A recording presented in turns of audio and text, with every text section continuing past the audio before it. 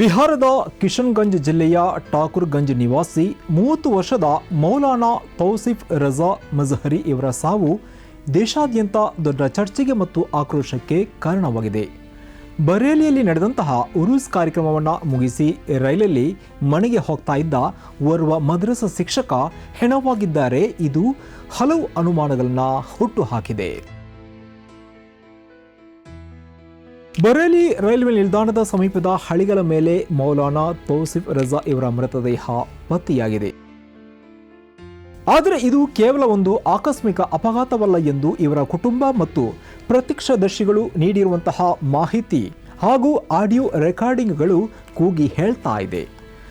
Hello तबसुम একটা সারাই মুখে ট্রেন পকড়লিয়ে উল্টা সিধা বলা है रे भाई मारছে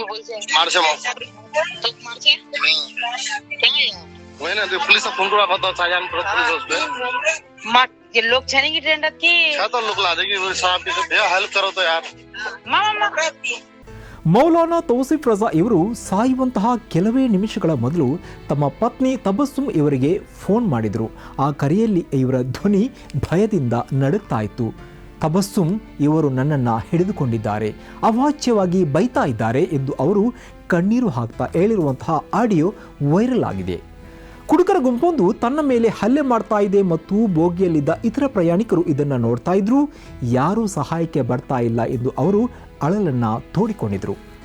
ಪೊಲೀಸರಿಗೆ ಫೋನ್ ಮಾಡು, ನನ್ನನ್ನು ಉಳಿಸಿ ಎಂದು ಅವರು ಕೊನೆಯದಾಗಿ ಪತ್ನಿ ಜೊತೆ ಕಾಲಲ್ಲಿ ಬೇಡಿಕೊಂಡಿದ್ರು. मुझे फोन में बोल रहे हैं कि मुझे वो मार रहे हैं. किस कारण से? साइड से उनके चेस्ट से लेकर नीचे कमर तक बेकदर से उन्होंने अपने घूसों से लातों से मारा है उनको. ಆದರೆ ಈ ಬರೇಲಿ ಪೊಲೀಸರು ಈ ಘಟನೆಯನ್ನ ಆರಂಭದಲ್ಲೇ ಅಪಘಾತ ಎಂದು ಕರೆದಿದ್ದಾರೆ. ಅತಿಯಾದ ಸಖಿಯ ಕಾರಣ ಇವರು ಕಿಟಕಿಯ ಬಳಿ ಕುಳಿತಿದ್ರು. ನಿದ್ರೆ ಮಂಪರ್ನಲ್ಲಿ ಆಯತಪ್ಪಿ ಕೆಳಗೆ ಬಿದ್ದಿದ್ದಾರೆ ಎಂಬುದು ಪೊಲೀಸರ ವಿವರಣೆ. ಆದರೆ ಮೃತರ ಫೋನ್ ಮತ್ತು ದಾಖಲೆಗಳು ಸುಸ್ಥಿತಿಯಲ್ಲಿ ಸಿಕ್ಕಿರುವುದನ್ನೇ ಪೊಲೀಸರು ತಮ್ಮ ವಾದಕ್ಕೆ ಪುಷ್ಟಿಯಾಗಿ ನೀಡ್ತಾ ಇದ್ದಾರೆ. Tausif Raza son of Abul Hussain resident of Pathamari Kishanganj Bihar के रूप में हुई. मृतक के फोन के द्वारा उसके परिजनों और लोकल कॉन्टैक्ट्स जो बरेली के हैं इनसे संपर्क किया गया. ಪೊಲೀಸರ ಈ ಅಪಘಾತದ ಥಿಯರಿಯನ್ನ ಕುಟುಂಬಸ್ಥರು ಸಂಪೂರ್ಣವಾಗಿ ತಿರಸ್ಕಾರ ಮಾಡಿದ್ದಾರೆ. ಓರ್ವ ವ್ಯಕ್ತಿ ತಾನು ಹಲ್ಲೆಗೆ ಒಳಗಾಗ್ತಾ ಇದ್ದಾನೆ ಎಂದು ಫೋನ್ನಲ್ಲಿ ಕಿರಿಸ್ತಾ ಇರುವಾಗ ಅದನ್ನು ಅಪಘಾತ ಎಂದು ಕರೆಯುವುದು ಹೇಗೆ ಸಾಧ್ಯ? ಹಾಗಾದ್ರೆ ಇವರ ಕರೆ ಸುಳ್ಳು ಎಂದು ಕುಟುಂಬಸ್ಥರು ಪ್ರಶ್ನೆ ಮಾಡ್ತಾ ಇದ್ದಾರೆ. ಇತ್ತ ಮೃತದೇಹದ ಮೇಲಿರುವಂತಹ ಗಾಯಗಳು ರೈಲಿನಿಂದ ಬಿದ್ದಾಗ ಆಗುವ ಗಾಯಗಳಿಗಿಂತ ಹಲ್ಲೆಯಿಂದ ಆದ ಗಾಯಗಳಂತೆ ಕಾಣ್ತಾ ಇದೆ ಎಂದು ಕುಟುಂಬಸ್ಥರು ಆರೋಪ ಮಾಡಿದ್ದಾರೆ. ಇವರ ಗಡ್ಡ ಮತ್ತು ಟೋಪಿಯನ್ನು ನೋಡಿ ಗುರಿಯಾಗಿಸಿ ಹಲ್ಲೆ ಮಾಡಲಾಗಿದೆ ಎಂದು ಗಂಭೀರವಾಗಿ ಇವರ ಪತ್ನಿ ತಬಸ್ಸುಮ್ ಆರೋಪವನ್ನ ಮಾಡಿದ್ದಾರೆ. ಅಂದಹಾಗೆ ಈ ಘಟನೆ ದೇಶಾದ್ಯಂತ ಸಂಚಲನ ಮೂಡಿಸಿದೆ.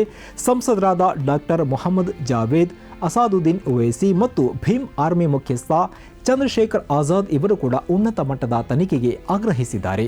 ರೈಲ್ವೆ ಸಚಿವ ಅಶ್ವಿನಿ ವೈಷ್ಣವ್ ಇವರು ಕೂಡಲೇ ಮಧ್ಯಪ್ರವೇಶ ಮಾಡಿ ಪ್ರಾಮಾಣಿಕವಾದಂತಹ ತನಿಖೆ ನಡೆಸಬೇಕು ಮತ್ತು ಸಂತ್ರಸ್ತ ಕುಟುಂಬಕ್ಕೆ ನ್ಯಾಯ ಒದಗಿಸಬೇಕು ಎಂಬುದು ಎಲ್ಲರ ಒತ್ತಾಯ.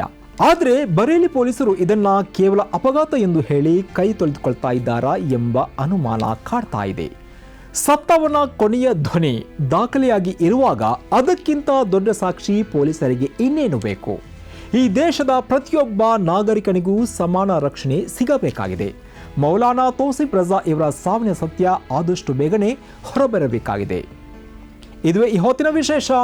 ನಿರಂತರವಾಗಿ ನೋಡ್ತಾ ಇರಿ ಸನ್ಮಾರ್ಗ ನ್ಯೂಸ್.